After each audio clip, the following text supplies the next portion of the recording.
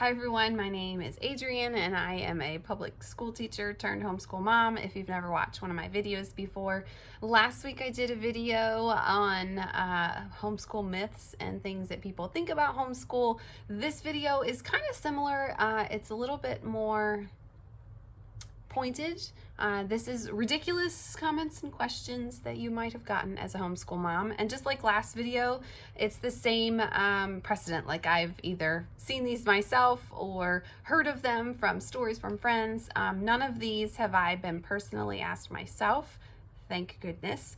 So I'm just going to kind of break them down and maybe give you some talking points if you've been asked these questions or these comments have been made to you. Because as a homeschool parent, one of our major rules, I believe, is to protect our kids. And sometimes when we are out in public, people say things and they don't really think about the implications behind what they're saying. And you never want your kid to feel like they are less than or feel that they are missing out on an education based on what someone said to them or said to their mom about them. So whenever your kid is with you, always try to point it back to God and that you are doing your best, and with God's help you're going to give them the best education that you can. And always raise your kids up if you come into contact with someone maybe being negative about homeschool and your child is there to witness and experience the conversation. You always want to spin it around and make it positive so they're not getting any negative vibes or doubting themselves.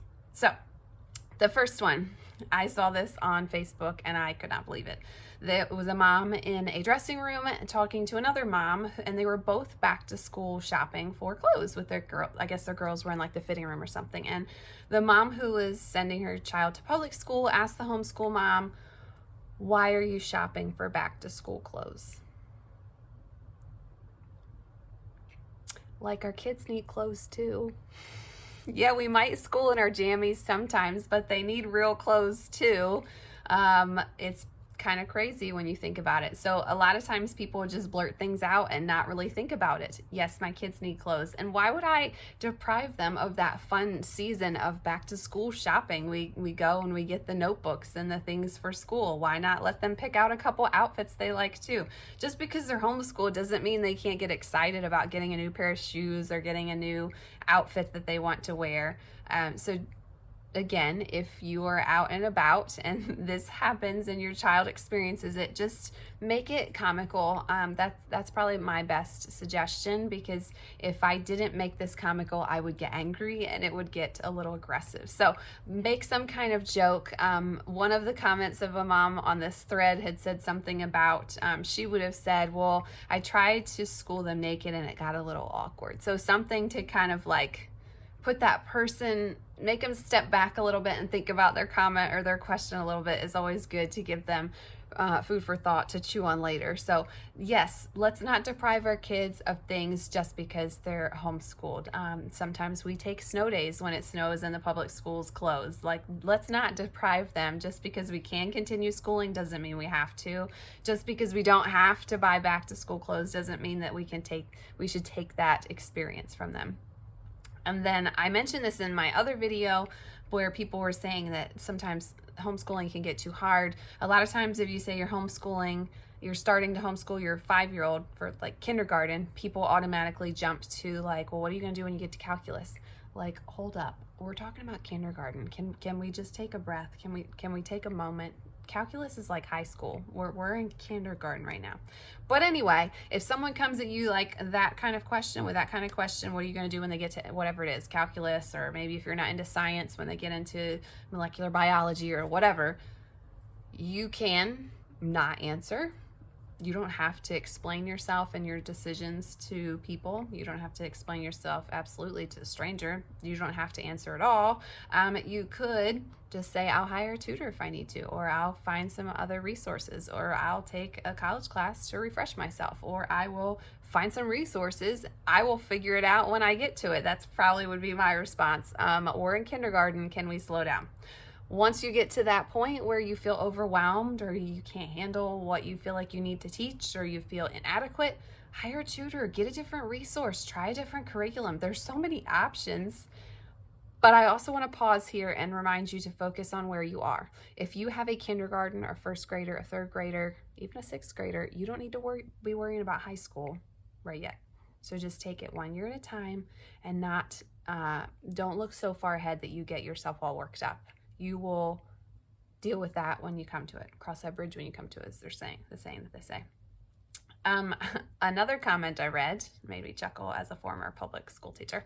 Do you think you're more qualified than me to teach your children? So like if you were to run into like a teacher, certified teacher, the answer to that is yes. Yes, 1,000 times yes. No disrespect to public school teachers. I was one of them. The 4 years of schooling that I got was great for learning about different types of literature and maybe some classroom management.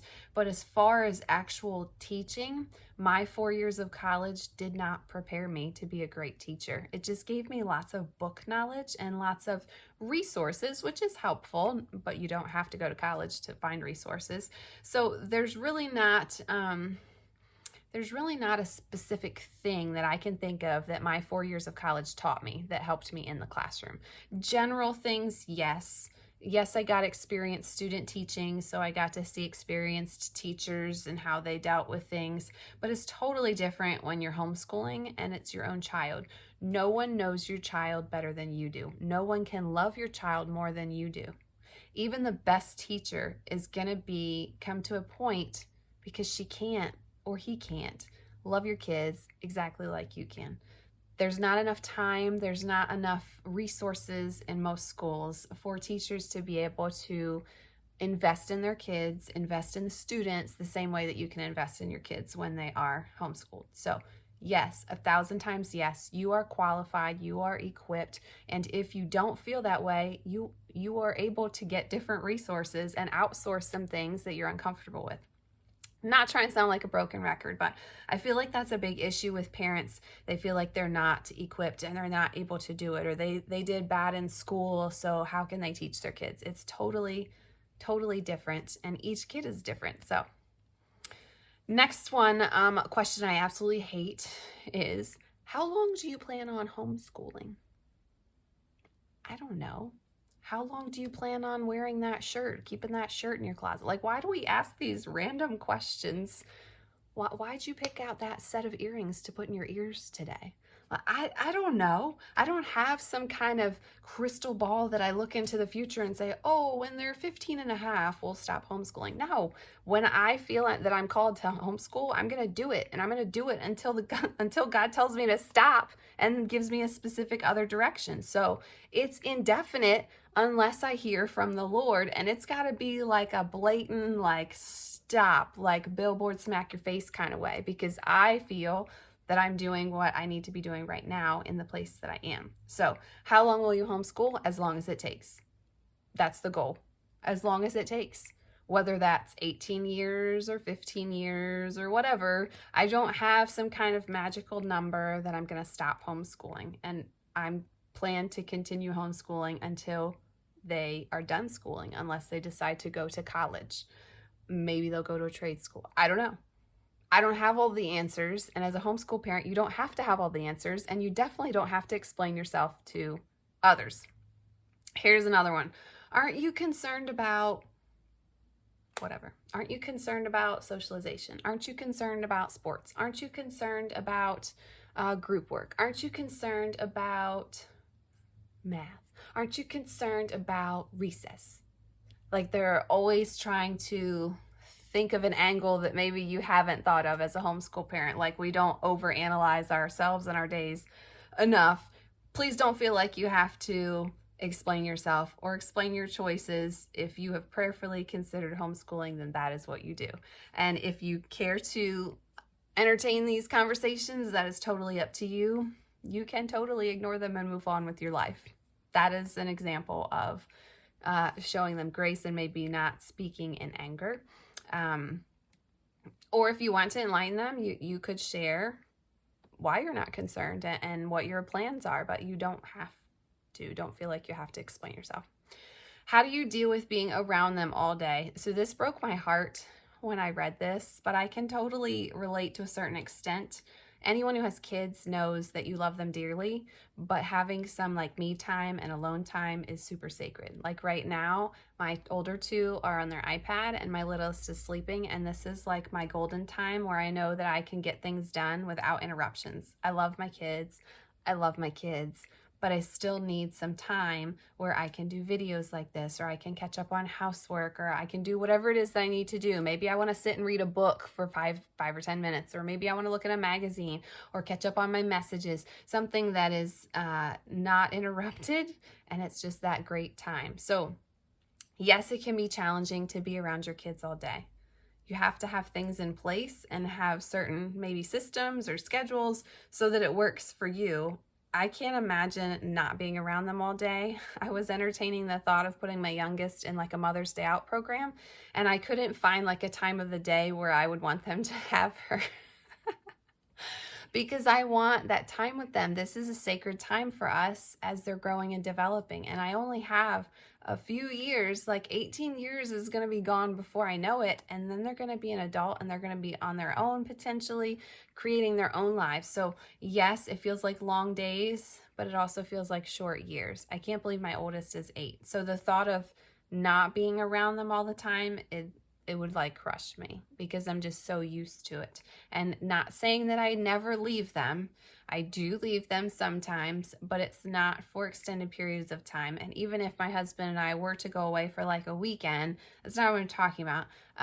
It's just different. Okay. So don't feel like you have to be around them all the time. Sometimes things come up. Sometimes you need to use like the Mother's Day Out program, or you need to have, another person come in and take over a subject. That's totally fine. That's not what I'm saying. It would break my heart if I had to leave them all day long for school because of that huge time that you're missing with them.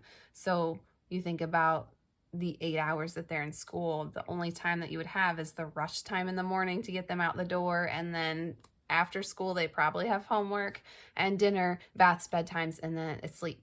So you're missing so much of their day, and that would break my heart.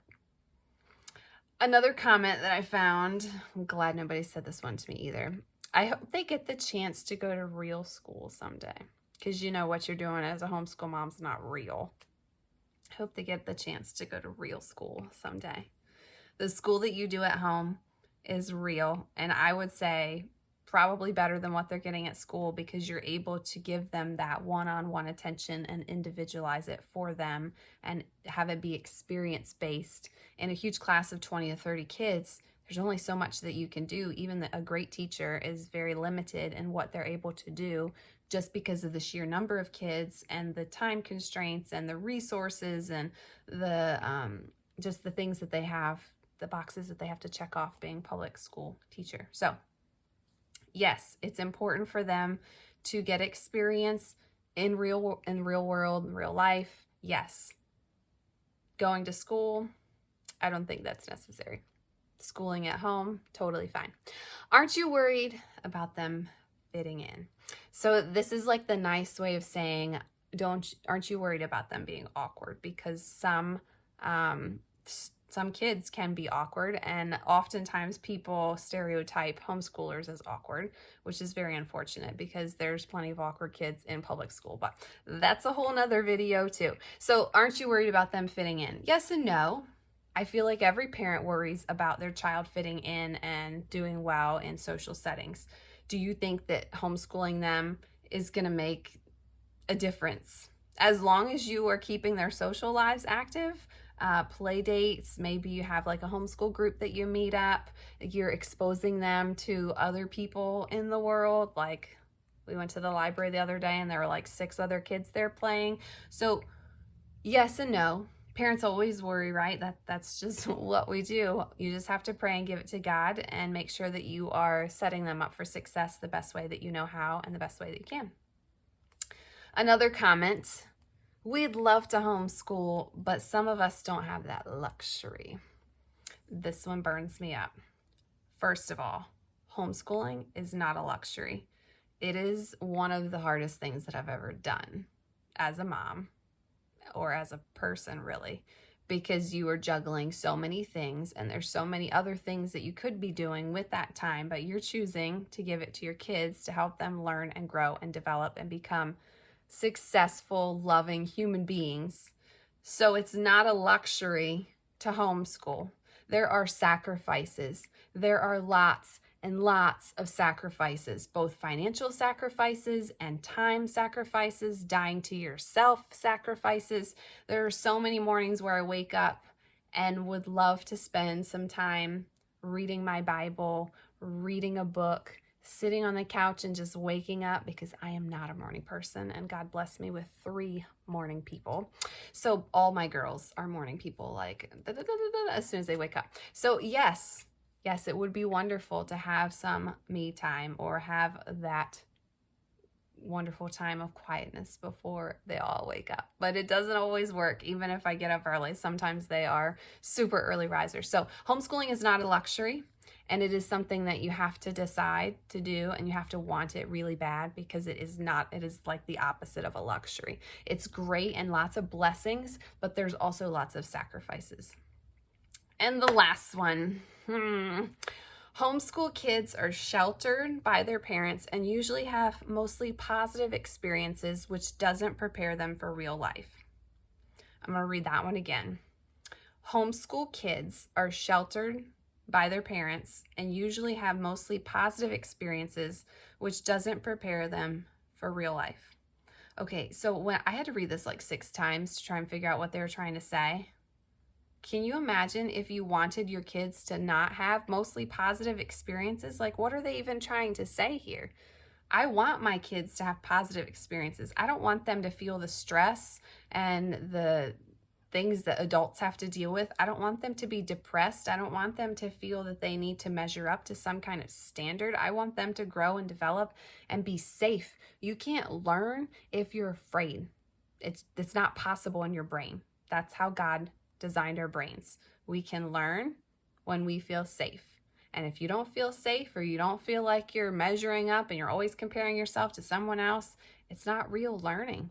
It's like memorization at best. Not even that, really. You're just barely hanging on. So no, I don't want my kids to have negative experiences. And of course, as a parent, I'm going to do everything I can to limit those negative experiences. Of course, I'm going to let them fail, because that's how you learn. Make mistakes or proof that you're learning, right? So yes, I'm going to allow those things to happen, but I don't want to intentionally put them in situations where they're going to have lots of negativity. No, I don't want that at all. I feel like our society has some super serious misconceptions about kids and how they are developmentally and how prepared they are to handle situations. I feel like we're taking a lot of their childhood away and forcing them into adult type of thoughts and adult type of conversations that they have no business being in as a child. They're not even developmentally there to like understand what they're talking about. But that is a whole nother video as well. So I believe as a homeschooling parent, my job is to help them grow and develop, equip them and prepare them for real life, but in the safety net of our loving home where our support is. I want them to be able to come to me and their father with questions and be able to have discussions and help them work through things that they don't understand. And maybe there's certain situations that they don't understand and they want to kind of hash it out with us and talk it over. The safety net of the home is where that happens. So if we're talking about an analogy, you don't want to send like a soldier out to battle without the proper training, right? So you don't want your kids going out into the world, out into schools where God has been removed to the schools. So guess who's in charge? You don't want to take them put them in that situation without having the proper training. You're not going to take a person who just decided they wanted to start playing baseball and put them on a team that's playing in the World Series. That's just not how it works. You have training and you have preparation and you have mindset shifts and you have to have all of these things developed so that you are able to fight and you are able to give it your best. We're fighting a spiritual war here. The devil is very, very, very manipulative and very, very capable of kind of putting the wool over our eyes as adults. I can't imagine kids. So I don't understand why we think that kids are equipped to stand up to the attacks of the enemy. I personally believe that they need to have lots of training at home and lots of experiences at home so they are equipped as adults to enter into that realm of spiritual warfare where they will know and they have a solid foundation of what they know, and what they know is true, and then the deep understandings of the Bible and what is God's word. Then I will be safe and I will have done everything that I can to prepare them for the real world. That is my personal opinion of how we should prepare our kids for the real world, not throwing them to the wolves while they're still little and developing and just hoping for the best.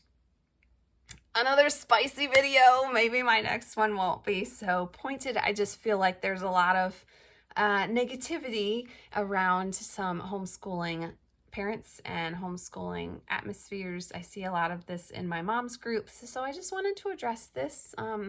Hopefully wasn't too spicy, but I'm very passionate about homeschooling because I have seen both sides of it, and I can just speak to the positive of homeschooling. I hope that was good for you and gave you some value, and don't forget to subscribe and like my videos.